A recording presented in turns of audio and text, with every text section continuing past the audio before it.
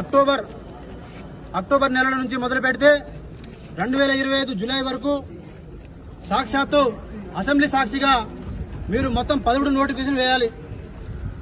SC వర్గీకరణ కోసం 2 నెలలు ఆగమన్నారు. మేము 6 నెలలు ఆగినాం.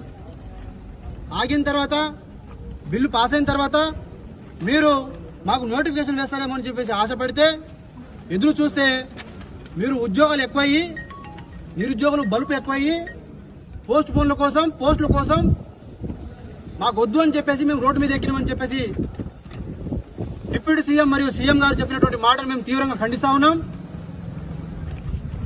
ఈసారి నిరుద్యోగుల కోసం అసలు కాంగ్రెస్ పార్టీ ప్రభుత్వం వచ్చిందే ఉద్యోగాలు ఇస్తామని చెప్పి గ్రూప్ 2 పోస్టు పెంచమని చెప్పినాం.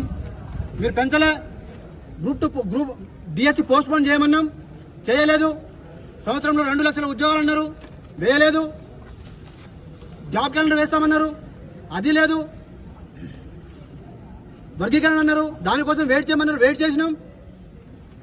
ఇంకా మీకు ఏ అంశం మీకు అడ్డు వస్తుంది? మీకు ఉస్మానియా యూనివర్సిటీ నుంచి మొదలు పెడుతున్నాం. ఇప్పుడు మాకు నోటిఫికేషన్ విడుదల చేయాలి, అన్ని నోటిఫికేషన్ విడుదల చేయాలి. విడుదల చేయకుండా మీరు ఎలక్షన్స్ కనుక పోతే మీకు పుట్టగతులు లేకుండా చేస్తామని చెప్పేసి నేను ఈ సందర్భంగా హెచ్చరిస్తా ఉన్నా. ఒకటి. రెండోది, మాకు ఏప్రిల్ 1 తారీఖు కల్లా మేము ఈ సందర్భంగా మేము ప్రభుత్వానికి ఏప్రిల్ 1 తారీఖు కల్లా మాకు దీని మీద స్పష్టమైనటువంటి నోటిఫికేషన్ కనుక విడుదల చేయకపోతే సరూర్నగర్ స్టేడియంలో నిరుద్యోగ సింహగర్జన పెడతాం. అక్కడ కూడా మీరు నోటిఫికేషన్ విడుదల చేయకపోతే 1000 మందితో ఢిల్లీ ముట్టడి చేస్తాం.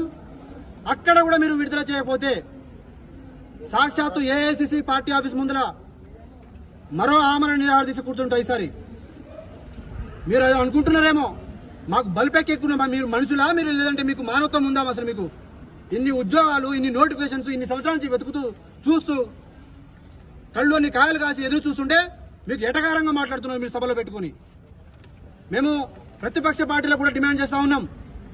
ఈ అసెంబ్లీలో 27వ తారీఖు వరకు మీరు ఎమ్మెల్సీ కావచ్చు, ఎమ్మెల్యే కావచ్చు, ఏ పార్టీ వాడైనా సరే మీరు కేవలం నిరుద్యోగుల గురించే చర్చ పెట్టాలి. మీరు బీసీ అయిపోయింది, ఎస్సీ గురించి అయిపోయింది, ఇక మీకు ఏ అంశాలు మిగిలి ఉన్నాయి? వీళ్ళ మీకు ఈ గవర్నమెంట్ కోసం మీరు బయటకు వచ్చి పోరాటం చేసింది మేము కదా, మా నిరుద్యోగ కులం కదా మేము బయటకు వచ్చి మాట్లాడింది, మేము కదా రోడ్డు ఎక్కింది, మేము కదా ఇంటింటికి గడప గడప పోయింది.